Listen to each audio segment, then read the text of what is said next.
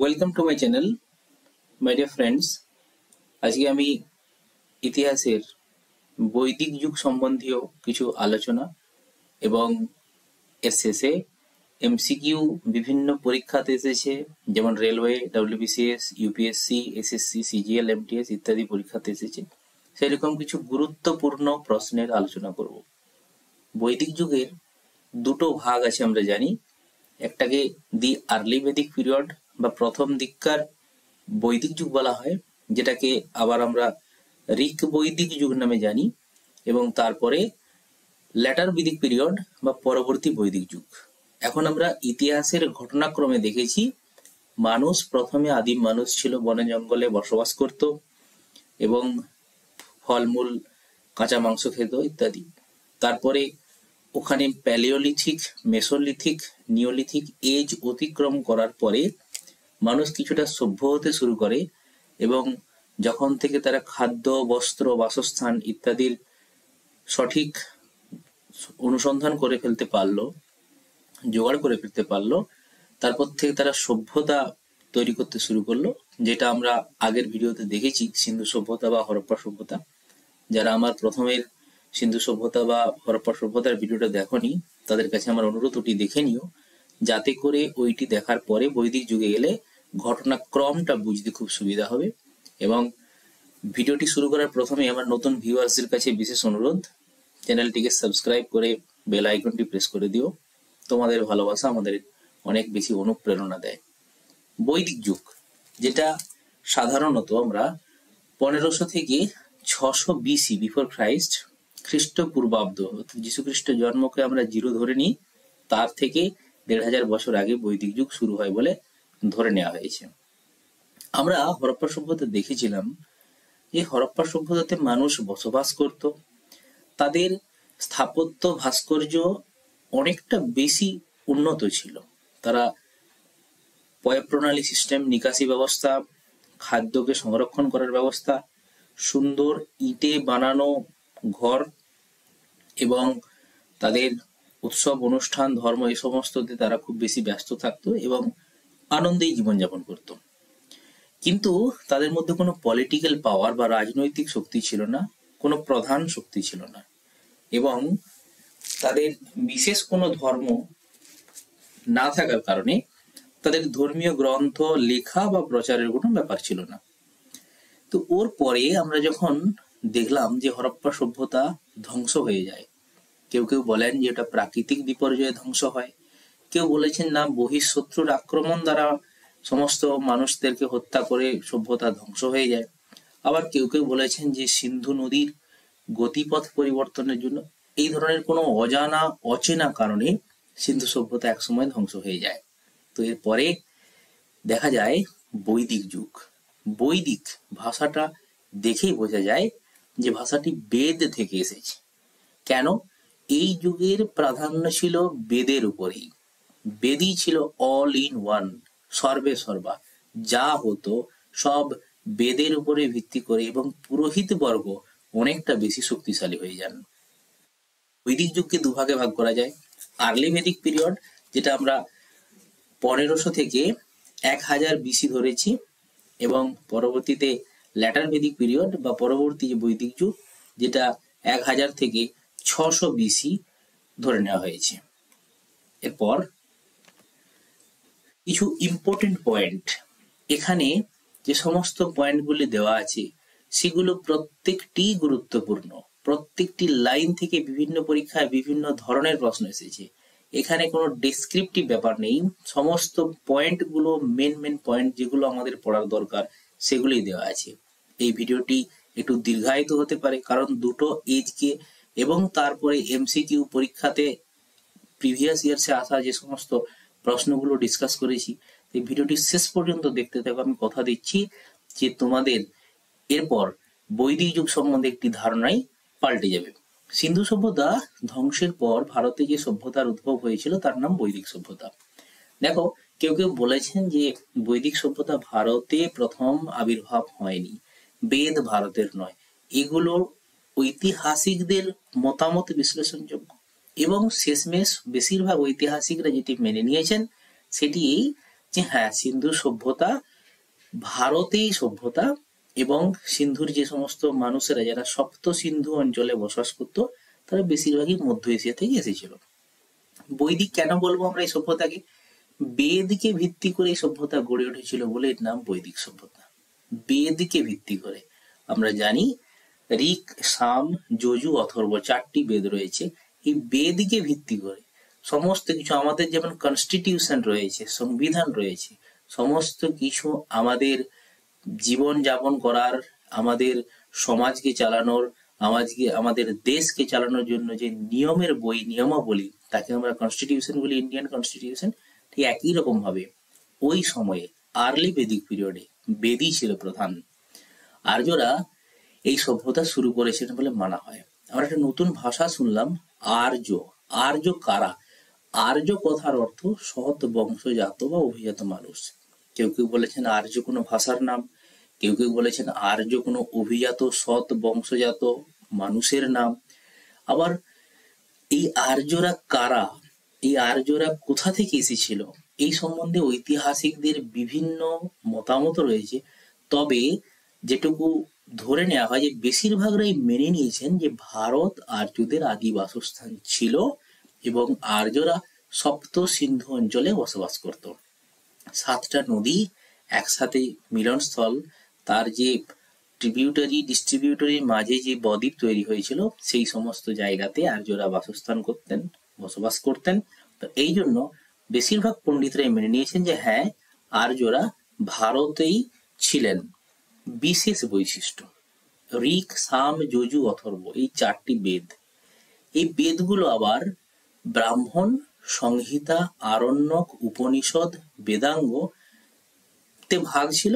এবং এই সমস্ত বই অর্থাৎ ঋক, সাম, যজু, অথর্ব, তার সঙ্গে ব্রাহ্মণ, সংহিতা, আরণ্যক, উপনিষদ, বেদাঙ্গ, এটা অনেক মোটা বই এবং এতে অনেক অধ্যায় রয়েছে, অনেক ভাগ রয়েছে। আমাদের গীতা, রামায়ণ, মহাভারত কিংবা পবিত্র বাইবেল, কোরআন, এ সমস্ততে আমরা দেখেছি বিভিন্ন অধ্যায় ভাগ আছে, বিভিন্ন তার সাব ডিভিশন আছে।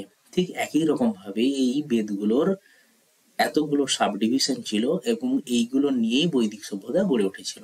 তবে হ্যাঁ, বৈদিক সভ্যতার প্রথম দিকে একমাত্র ঋগ্বেদেরই প্রাধান্য ছিল, তাই এইটাকে অনেক সময় ঋগ বৈদিক সভ্যতা বলেও বলা হয়।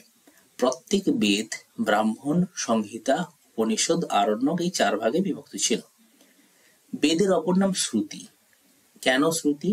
না, বেদ তখনকার দিনে লেখা হতো না, বেদের শুনে শুনে গুরুদেবের কাছ থেকে শিষ্যরা শুনত, শিষ্যর কাছ থেকে তার শিষ্যরা শুনত, এইভাবে শুনে শুনে মস্তিষ্কে ওরা মেমোরাইজ করত, স্মৃতিচারণা করে করে রাখতো, তাই এর নাম শ্রুতি। বেদের অর্থ কি? জ্ঞান। বেদকে অপৌরুষেয় মানা হয়।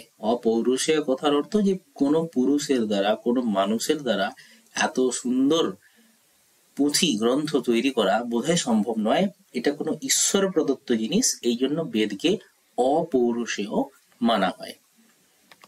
এগুলো থেকে সমস্ত লাইন থেকে প্রশ্ন এসেছে, বেদের অপর নাম শ্রুতি, অপৌরুষেয়, সমস্ত কিছু। দেবদেবীর স্তুতি, যাগ, যজ্ঞ, মন্ত্র নিয়ে তৈরি সংহিতা, এখান থেকেও প্রশ্ন এসেছে। সংহিতাতে আমরা কি কি জিনিস জানতে পারি, কি কি পাই ওখানে? দেবদেবীর স্তুতি পাই, যাগ যজ্ঞের মন্ত্র পাই। ব্রাহ্মণে আছে যাগ যজ্ঞের বিধান, এখানে ব্রাহ্মণ কোনো জাতির নাম নয়, বইয়ের বেদের একটি অংশ ব্রাহ্মণ, যাতে যাগ যজ্ঞের বিধান রয়েছে। আরণ্যকে সংসার শেষে অরণ্য আশ্রয় নেওয়ার উপযোগী ধর্মতত্ত্ব রয়েছে। আমরা দেখেছি যে চতুরাশ্রম, ব্রহ্মচর্য, গার্হস্থ, বানপ্রস্থ এবং সন্ন্যাস। সেই বানপ্রস্থ যে সময় মানুষ কি করত, ঘর সংসার ত্যাগ করে সন্তানদেরকে সংসারের দায়িত্ব দিয়ে বনবাসে চলে যেতেন, সেটাই আরণ্যকে দেওয়া আছে। আরণ্য ভাষাটা অরণ্য থেকে এসেছে, ঘর সংসার ছেড়ে অরণ্যে আশ্রয় নিত বলে এর নাম আরণ্যক। উপনিষদে দার্শনিক চিন্তার উদ্ভাবন দেখতে পাই আমরা, এবং উপনিষদের শেষ ভাগ যেটা বেদের শেষ ভাগ, তাই এর অপর নাম বেদান্ত। উপনিষদ বেদেরই শেষ ভাগ এবং তাই এর নাম বেদান্ত। পরীক্ষায় প্রশ্ন এসেছে যে বেদান্ত কার অপর নাম? উত্তর হবে উপনিষদের অপর নাম বেদান্ত। ঋগ্বেদ পৃথিবীর সবচেয়ে পুরনো গ্রন্থ। এতে 1028টি শ্লোক রয়েছে এবং 10,580টি কবিতার ছন্দ রয়েছে। এটি 10টি মণ্ডলে বিভক্ত। এগুলো বইয়ের যেরকম অধ্যায় হয়, চ্যাপ্টার হয়, ঠিক সেইটা মণ্ডল, দশম মণ্ডল, 10টি মণ্ডল রয়েছে। যজুর্বেদ, এটা আমরা ঋগ্বেদ দেখলাম। যজুর্বেদে প্রাণী উৎসর্গ এবং বলি দেওয়ার মন্ত্র ও প্রার্থনা রয়েছে। যখন কোনো পুজো অর্চনা করার সময় প্রাণীকে বলি দেওয়া হয়, তার জন্য যে সমস্ত মন্ত্র প্রার্থনা, সেটা আমরা যজুর্বেদে দেখতে পাই। সামবেদে 1549টি মন্ত্র রয়েছে, যার 75টি বাদে বাকি মন্ত্র ও স্তোত্রগুলি ঋগ্বেদ থেকে নেওয়া হয়েছে। এক কথায় ঋগ্বেদেরই কিছুটা অংশ সামবেদ। ঋগ্বেদের বেশিরভাগ মন্ত্রগুলি সামবেদে নেওয়া হয়েছে। অথর্ববেদ, যাতে কালা জাদু মন্ত্র ও ভূত প্রেত তাড়ানোর মন্ত্র, ম্যাজিক, ভূত প্রেত পিশাচ এই সমস্ত তাড়ানোর মন্ত্র রয়েছে অথর্ববেদে। ঋগ্বেদের প্রাধান্য থাকার জন্য এই যুগকে ঋগ্বৈদিক যুগ বলা হয়। তাহলে আমরা দেখলাম কি না, বেদের যে দুটো ভাগ ছিল বৈদিক সভ্যতাতে, এটা আর্লি বেদিক, এটা ল্যাটার বেদিক। সে আর্লি পিরিয়ডটা, প্রথম পিরিয়ডটা, এখানে ঋগ্বেদেরই প্রাধান্য ছিল।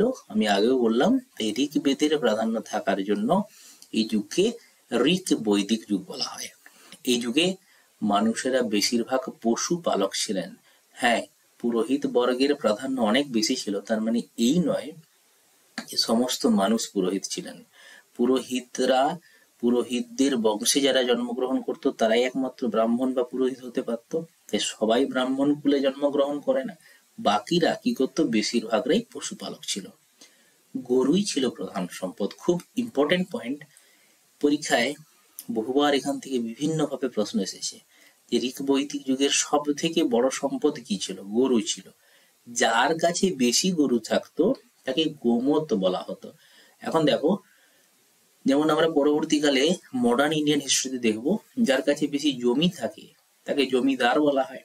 ঠিক একই রকম ভাবে ঋগ্বৈদিক সময়ে যার কাছে বেশি গরু থাকতো সে অনেক বেশি সম্পত্তির মালিক, এবং তার নাম হতো গোমত। এই ভাষাটি মনে রেখো, এখান থেকে বিভিন্ন পরীক্ষায় প্রশ্ন এসেছে। গরুকে অঘ্ন বলা হতো, অর্থাৎ যাকে হত্যা করা যায় না। গরুকে অঘ্ন বলা হতো ঋগ্বৈদিক সময়ে, যার অর্থ কি যাকে হত্যা করা যায় না। তার মানে এই নয় যে গরুকে মারলে মারা যেত না, তা নয়, কিন্তু গরুকে মারার কথা স্বপ্নেও কেউ ভাবতো না, তো এই জন্য কেউ অঘ্ন বলা হতো।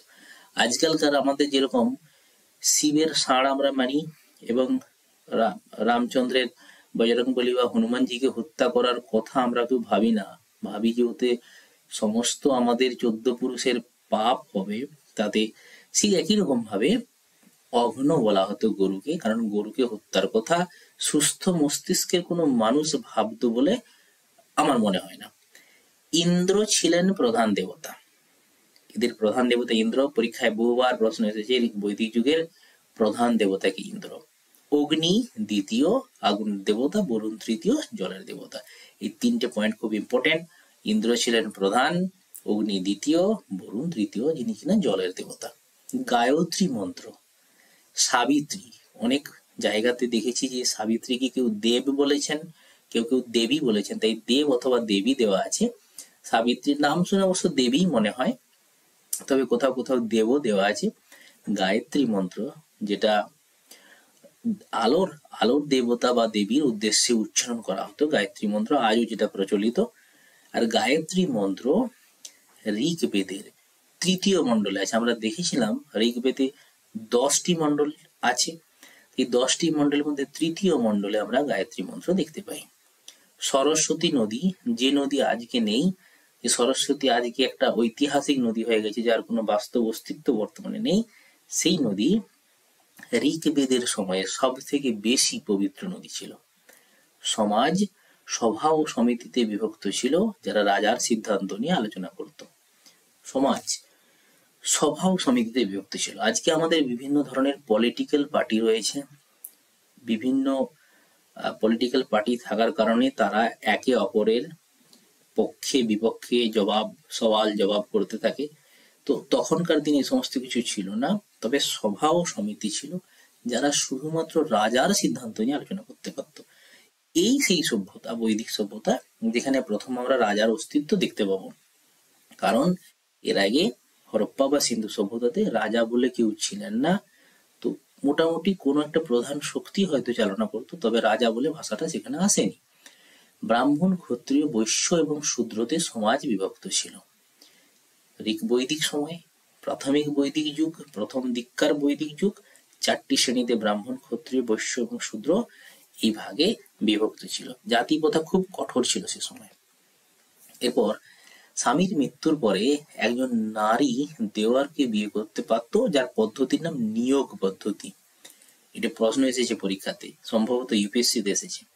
এক স্বামীর মৃত্যুর পরে তার স্ত্রী সারা জীবন বিধবা হয়ে কাটাবে এরকম নিয়ম ওখানে ছিল না।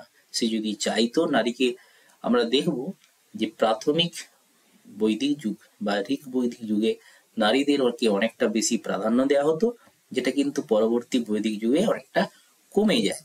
স্বামীর মৃত্যুর পরে একজন নারী যদি চাইতেন তার দেওরকে বিয়ে করতে পারতেন, এবং পদ্ধতির নাম নিয়োগ পদ্ধতি।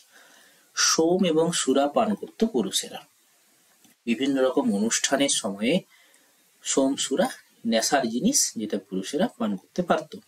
নারীদের প্রাধান্য বেশি ছিল, তবে পরবর্তী বৈদিক যুগে নারীর অধিকার কমে যায়।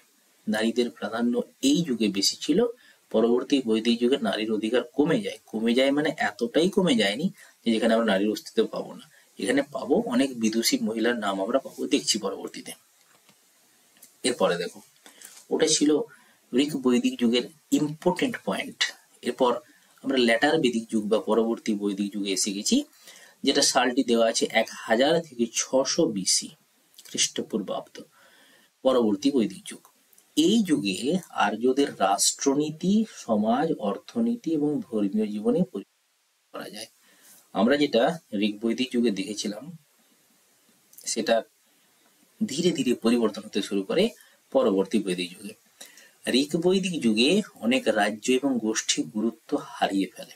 ওই যে ঋক বৈদিক যুগের যে সমস্ত রাজ্য গোষ্ঠীগুলো ছিল তারা ধীরে ধীরে গুরুত্ব হারিয়ে ফেলে, এবং ওর থেকে আরো বেশি শক্তিশালী কিছু জনপদের সৃষ্টি। ভাষাটা জনপদ, আমাদের আজকালকার দিনে রাজ্যের মতো কুরু, পাঞ্চাল প্রভৃতি রাজ্যের বা জনপদের উদ্ভব হয়।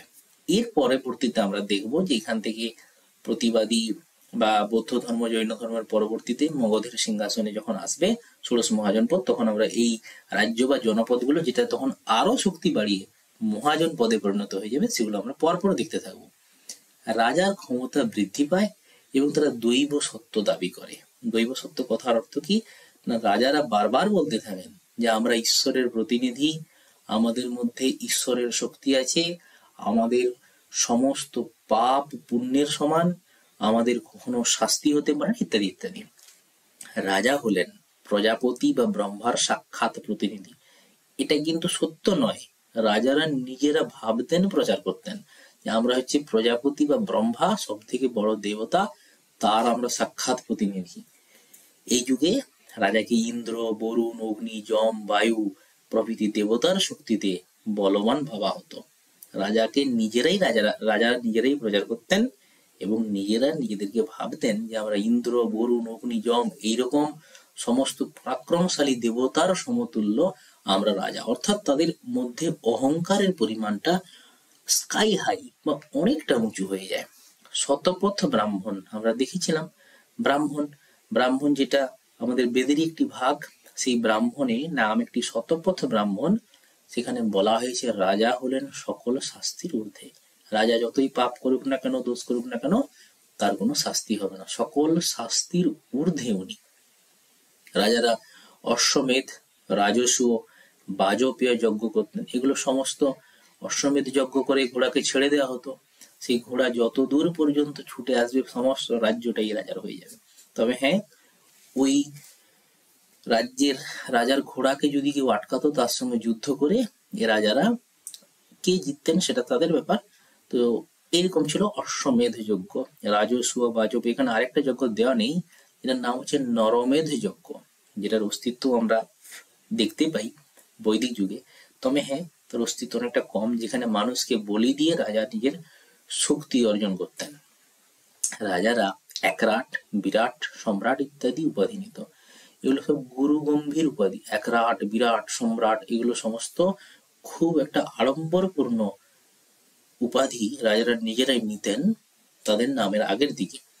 বলি এবং শুল্ক নামে দু ধরনের ট্যাক্স নেওয়া হতো। খুবই ইম্পর্টেন্ট প্রশ্ন এখান থেকে এসেছে বিভিন্ন পরীক্ষায়, যে একমাত্র বৈদিক যুগে, ঋক বৈদিক যুগে যে ট্যাক্স নেওয়া হতো তার নাম কি? কখনো কখনো দেখে বলি কি, শুল্ক কি। বলি এবং শুল্ক নামে দু ধরনের ট্যাক্স নেওয়া হতো। ঋগ্বেদের যুগে বলি ট্যাক্স চালু থাকলেও তা ছিল ইচ্ছা অনুযায়ী। তার মানে কি, ঋগ্বেদের যুগ অর্থাৎ বেদের প্রথম দিককার বৈদিক সভ্যতার প্রথম দিকে যদিও বা এই বলি ট্যাক্সটা চালু ছিল, কিন্তু ছিল ইচ্ছা অনুযায়ী, কিন্তু যেটা পরবর্তীকালে সকল প্রজাদের উপরে জোর করে চাপিয়ে দেওয়া হতো, যেটা পরবর্তী বৈদিক যুগে হয়। আগের যুগে কিন্তু যেটা আমরা বলেছি যে আর্লি বেদিকে, সেখানে ইচ্ছা অনুযায়ী বিচার ব্যবস্থা কঠিন ছিল। এটা পরবর্তী বৈদিক যুগে বিচার ব্যবস্থা খুব কঠিন হয়ে যায়। অপরাধীকে জল এবং আগুনের মধ্য দিয়ে যেতে হতো, সীতার অগ্নি পরীক্ষার মতো। পুরুষরাই ছিল পরিবারের কর্তা। দেখো, আমরা দেখলাম যে আগে মহিলাদেরকেও খুব বেশি প্রাধান্য দেওয়া হতো, তবে পরবর্তী বৈদিক যুগে পুরুষরাই ছিল পরিবারের কর্তা। বর্ণ প্রথা বন্ধ হয়নি, তবে কিছুটা কমে গিয়েছিল। ব্রাহ্মণ, ক্ষত্রিয়, বৈশ্য, শূদ্র এদের মধ্যে যে বিভেদ সেটা একদম বন্ধ হয়ে যায়নি। সবাই সবাইকে বন্ধুর মতো, ভাইয়ের মতো মেনে নিয়েছিল তা নয়, তবে হ্যাঁ আগের থেকে কিছুটা কমে গিয়েছিল। নারীদের মর্যাদা কমে যায়।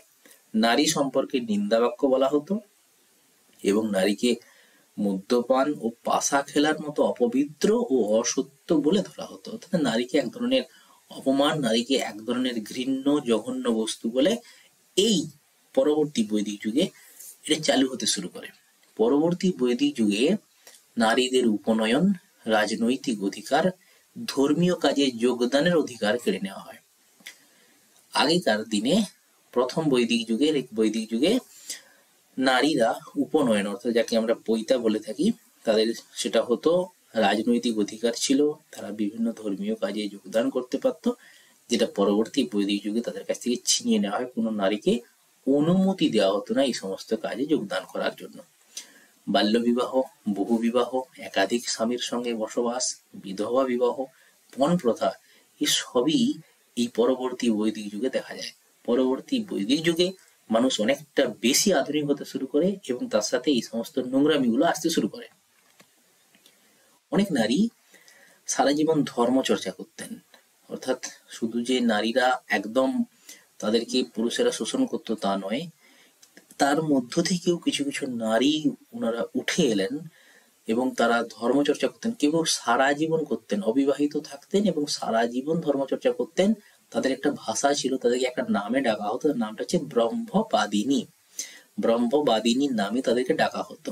আমাদের যেরকম সন্ন্যাসী আছে, মহিলা সন্ন্যাসী যারা অবিবাহিত অবস্থায় থেকে সারা জীবন সেবা করে যাচ্ছেন, তাদেরকে সেরকম ভাবে বৈদিক যুগে ব্রহ্মবাদিনী বলা হতো। তবে যারা বিয়ের আগে পর্যন্ত বিদ্যা চর্চা করতো তাদেরকে শুদ্ধদাহা বলা হতো। ঠিক কুমারী অবস্থা পর্যন্ত তারা বিদ্যা চর্চা করে গেছে, তারপরে বিবাহ হয়ে যায়, তারপরে বন্ধ করে দেয়, তো তাদেরকে শুদ্ধদাহা বলা হতো। এই টার্ম দুটি খুব ইম্পর্টেন্ট, বিভিন্ন পরীক্ষায় এসেছে। এই যুগে কৃতি নারীদের মধ্যে গার্গী এবং মৈত্রেয়ীর নাম উল্লেখযোগ্য। গার্গী, মৈত্রেয়ী এই সমস্ত নারীরা ধর্মচর্চা করতেন এবং ওনারা কৃতি নারী ছিলেন। এই যুগে মানুষেরা ব্যাপক হারে প্রাণী হত্যা এবং মাংস খেতে শুরু করে। আমরা দেখেছি যে পুরোহিত বর্গের প্রাধান্য পাওয়ার জন্য তারা মানুষকে ছলে বলে কৌশলে বিভিন্ন প্রাকৃতিক অপ্রাকৃতিক কারণে তাদেরকে দিয়ে পুজো অর্চনা করাতো এবং পুজো অর্চনা করাতে গেলেই প্রাণী হত্যা করা হতো এবং প্রাণী হত্যা করলে সেই সমস্ত প্রাণীর মাংসগুলো মানুষেরা খেতে শুরু করে।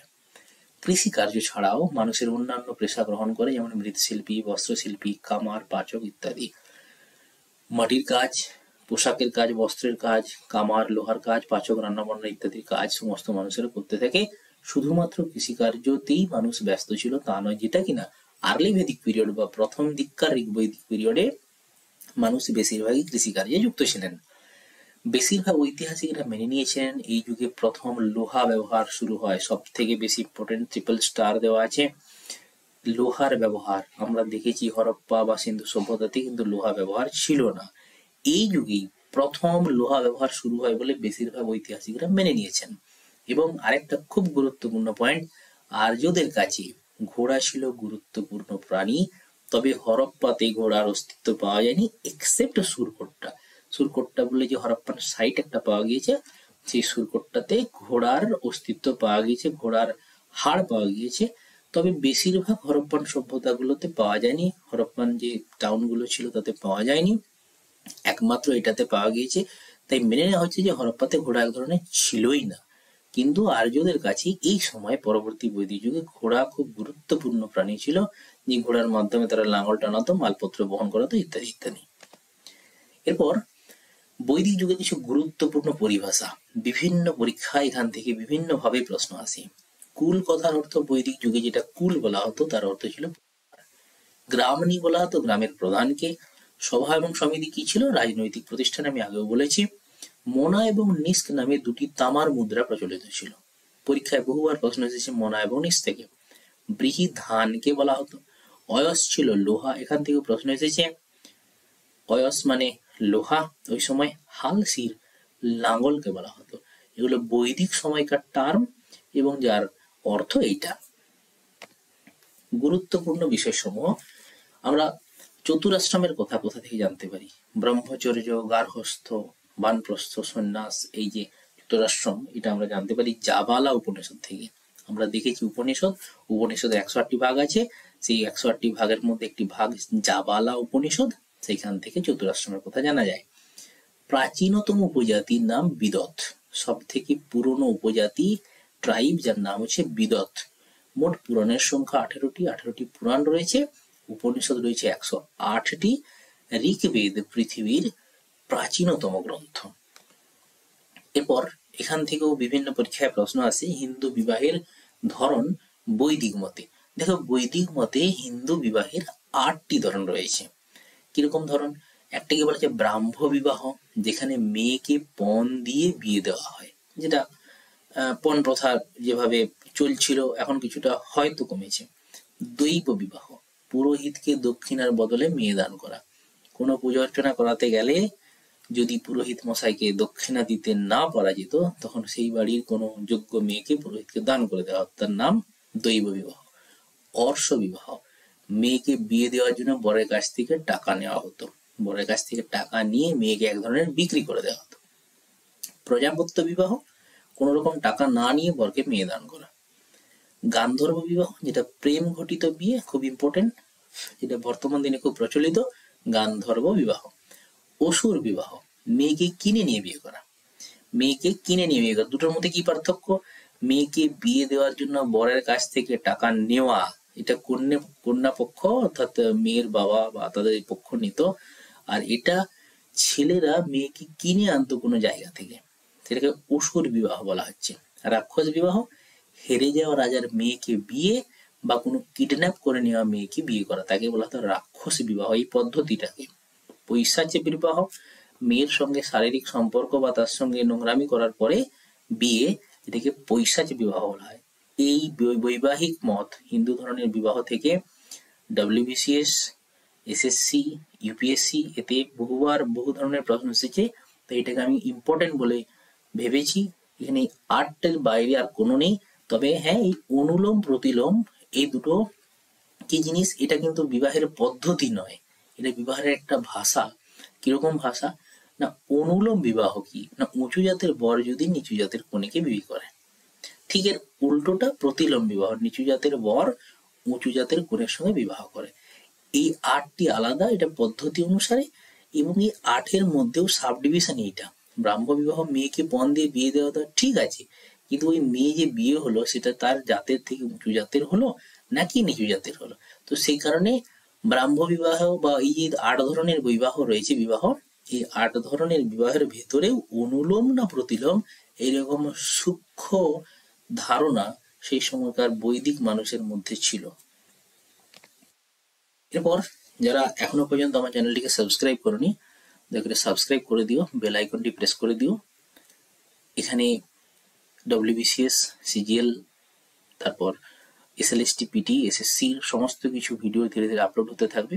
এবং এই যে পিডিএফটা, এটা তোমাদের যদি কারো দরকার হয় তার জন্য এখানে হোয়াটসঅ্যাপ নাম্বার দেওয়া আছে, হোয়াটসঅ্যাপ করলে পাঠিয়ে দেবো। এবার আমরা সরাসরি প্রশ্নে চলে এসেছি। প্রত্যেকটা প্রশ্নই কোনো না কোনো পরীক্ষাতে এসেছে, তাই এখান থেকে নেওয়া হয়েছে। আমরা প্রথম প্রশ্ন দেখছি। প্রথম প্রশ্ন দেখে নিচ্ছি। দেওয়া আছে, ঋক বৈদিক সময়ে কোন নদীটির কথা সব থেকে বেশি পাওয়া যায়? ঋক বৈদিক পিরিয়ডে সব থেকে বেশি পাওয়া যায়, এটা এসেছে UPSC 1996 সালে এসেছিল। দেখো, ইম্পর্টেন্ট নদীর মধ্যে এই যে 4টি অপশন দেওয়া আছে, এর মধ্যে সরস্বতী সব থেকে গুরুত্বপূর্ণ। সরস্বতী নদী, যেটা বর্তমানে মিস্টেরিয়াস রিভার, অদৃশ্য, হারিয়ে গেছে, সেই নদীটি কিন্তু সব থেকে বেশি আমরা এই বৈদিক সময়ে দেখতে পাই এবং এটা খুব গুরুত্বপূর্ণ এবং পবিত্র নদী ছিল। কোন ইউরোপীয় প্রথম আর্যকে জাতি বলে বলেন? আমরা বলেছি প্রথমে যে আর্য কে কেউ কেউ জাতি বলেছিলেন, কেউ কেউ ভাষা বলেছিলেন, কেউ কেউ অন্যান্য জিনিস বলেছিলেন। তো প্রথম কোন ইউরোপীয় আর্যকে জাতি বলে বলেন? জাতি, আর্য যে একটা জাতি, সেটা প্রথম কোন ঐতিহাসিক বলেছিলেন? ইউরোপীয় ঐতিহাসিক, বিদেশে। এটি হবেন Max Muller. Option C is the right answer. Next, ঋক বৈদিক যুগের মানুষের প্রধান খাদ্য কি কি ছিল? SSC 2008 এসেছিল। ঋক বৈদিক যুগে মানুষ কি খেত? বার্লি ও ভাত না। দুধ ও দুধের তৈরি জিনিস, এটাই ঠিক। চাল ও ডাল খুব খেতেন না। ফল এবং সবজিও নয়। প্রধান খাদ্য ছিল ডেয়ারি এবং মিল্ক অ্যান্ড ডেয়ারি প্রোডাক্ট, দুধ এবং দুধের তৈরি জিনিস। প্রত্যেকটি প্রশ্নই বিভিন্ন পরীক্ষাতে এসেছে এবং সর্বভারতীয় পরীক্ষা, ভারতীয় এবং কিছু কিছু রাজ্যের পরীক্ষা থেকে এসেছে। তো কোনো প্রশ্নটি ফেলে দেওয়ার নয়। পতঞ্জলি কিসের জন্য বিখ্যাত ছিল? আমরা জানি পতঞ্জলি যোগ সূত্রের জন্য বিখ্যাত ছিল। যোগ সূত্র অর্থাৎ এক ধরনের ব্যায়াম যোগ, যেটা আজকে আমাদের রামদেব বাবা করে থাকেন। উনি পতঞ্জলি, তার নামটাই পতঞ্জলি, তার কারণ পতঞ্জলির যে সমস্ত যোগ সূত্র, যোগ ব্যায়ামের সূত্র, ওটার উপরে তিনি কালচার করেছেন এবং শেখান মানুষদেরকে। শ্রীমদ ভাগবত গীতা, যেটা কোন ভাষায় লেখা? এটা আমরা সবাই জানি। এটা এসেছে RRB, ISM 2006, RRB রেলওয়ে বোর্ডের পরীক্ষা। এটা খুব সহজ, সংস্কৃত ভাষায় লেখা Shrimad Bhagavat. Option C is the right answer. নিচের কে সংস্কৃত ব্যাকরণ লিখেছেন? সংস্কৃত ভাষাতে ব্যাকরণ কে লিখেছেন? কালিদাস নয়, চরক নয়, পাণিনি। পাণিনি লিখেছেন সংস্কৃত ভাষাতে ব্যাকরণ, পাণিনির অষ্টাধ্যায়ী। প্রাচীন ভারতের ইতিহাস অনুসারে নিজের কোনটি অন্য তিনটি থেকে আলাদা? UPSC 1996 এসছে। একটু গভীরেরই প্রশ্ন, তো এটা আমার মনে হয়েছে যে এক ধরনের ইম্পর্টেন্ট, কারণ আজকালকার পরীক্ষাতে কোনো লেভেল থাকে না, সেখান থেকে খুশি প্রশ্ন আনা যায়। এখানে আমরা দেখব যে নিচে যে 4টি অপশন দেওয়া আছে, এর মধ্যে কোন তিনটে একই রকম এবং তার মধ্যে কোনটি আলাদা? আলাদার মধ্যে আমরা দেখব যে কোষ, কারণ এখানে কুল, বংশ, গোত্র, এটা একই জাতি। কোষ কথার অর্থ এক ধরনের দার্শনিকতা, যেটা মানুষ তার আধ্যাত্মিক জগতে তখনকার দিনে বৈদিক সভ্যতাতে যুক্ত থাকলে তাকে কোষ বলা। তা এইটা অন্য তিনটের থেকে আলাদা, অড ম্যান আউট। প্রাচীন ইতিহাসের কোন গ্রন্থে স্বামী পরিত্যক্তা স্ত্রীর বিবাহ বিচ্ছেদের কথা লেখা আছে? তো কি বলতে চাইছেন? কোনো স্বামী তার স্ত্রীকে নেয়নি, ঘর করেনি তার সাথে কোনো কারণে, কিন্তু সে যে তার স্বামীরই সারা জীবন পদতলে থাকবে, যদিও তার স্বামীর নাম নেই, এরকম ব্যাপার নেই। যদি স্বামী না মানে, তখন সেই স্ত্রীর বিবাহ বিচ্ছেদ বা ডিভোর্সের ব্যাপার ছিল এবং পরবর্তীতে সে চাইলে কাউকে বিয়ে করতে পারত। সেটা আমরা দেখতে পাই কৌটিল্যর অর্থশাস্ত্র। এখানে অর্থশাস্ত্রে হবে রাইট অ্যান্সার, সঠিক উত্তর।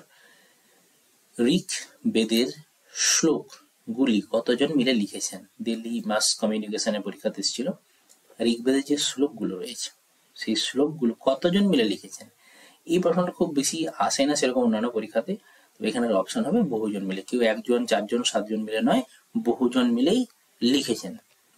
1028টা শ্লোক। পুরুষ সূক্ত কোন গ্রন্থে পাওয়া যায়? আমরা পড়েছি প্রথমে যে ভাগ রয়েছে ঋগ্বেদের ভাগ পুরুষ সূক্ত, এখান থেকে নেয়। তাই option B is the right answer. রেলওয়েতে এসেছিল 2006। কুরুক্ষেত্রতে কতদিন ধরে মহাভারতের যুদ্ধ হয়েছিল? এসএসসি ট্যাক্স অ্যাসিস্ট্যান্ট পরীক্ষাতে এসেছিল, এটা অনেকেরই জানা। 18 দিন ধরে কুরুক্ষেত্রতে মহাভারতের যুদ্ধ হয়েছিল।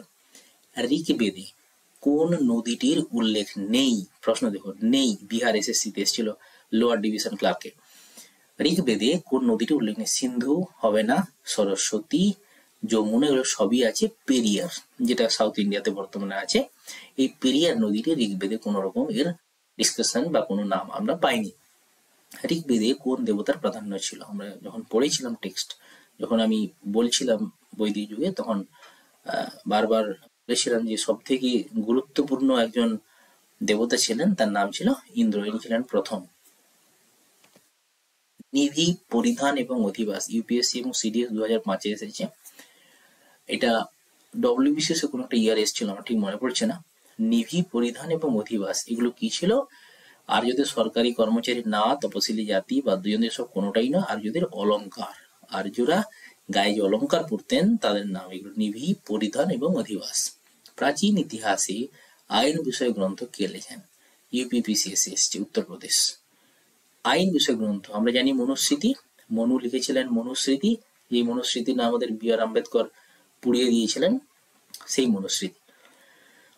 আর্যদের কাছে ঋক বৈদিক যুগে সব থেকে গুরুত্বপূর্ণ জিনিস কি ছিল? সব থেকে গুরুত্বপূর্ণ জিনিস কি ছিল? দেখো, আমরা যখন পড়েছিলাম তখন আমরা দেখেছিলাম যে এই যুগে যার কাছে বেশি গরু থাকতো তাকে গোমত বলা হতো, তাই গরুই ছিল প্রধান সম্পদ। এখানে option B is the right answer. Gayatri Mantra কে রচনা করেছেন? যেটা সাবিত্রী দেব বা দেবীর উদ্দেশ্যে লেখা, ওটি বিশ্বামিত্র লিখেছেন, গায়ত্রী মন্ত্র রচনা করেছেন। এটা উত্তরাখণ্ড পিসিএস এসেছিল। ন্যায় সূত্র, ন্যায় সূত্র এর রচয়িতা কি? ন্যায় সূত্র একটি ধর্মগ্রন্থ, যেই ন্যায় সূত্রের রচয়িতার নাম জানতে চাওয়া হয়েছে, ওনার নাম হচ্ছে গৌতম। এটি RS রাজস্থান অ্যাডমিনিস্ট্রেটিভ সার্ভিসে এসেছিল 2007-এ। আর্যদের আদি বসতি কোথায় ছিল? দেখো, এটা একটা কনফিউজিং কোশ্চেন, তবে হ্যাঁ, এখানে অপশন অনুসারে কোনো কনফিউশন নেই, কারণ আমরা দেখেছি এটা সপ্ত সিন্ধু অঞ্চল থেকেই আর্যদের আদি ওদের বাসস্থান ছিল, যেটা CGL 2014-এ এসেছিল। আদি বৈদিক যুগে ধর্ম সাধারণত ছিল, ইউপিএসসি 2012। আদি বৈদিক যুগ, আদি বলতে যেটা প্রথম ছিল, মানে ঋক বৈদিক যুগ। ঋক বৈদিক যুগে এই যে আমাদের ধর্ম, এটা কিরকম ছিল? ভক্তি ধর্ম না পূজা এবং যজ্ঞ? পূজা বলতে কাকে পুজো করতো এরা? ইউপিএসসির প্রশ্ন একদম সূক্ষ্ম লেভেলে, একদম গভীরে যায়, তাই এটা ভালো করে দেখতে হবে, পড়তে হবে। প্রকৃতি পূজা এবং যজ্ঞ, হ্যাঁ এটাই ঠিক। তার কারণ কি?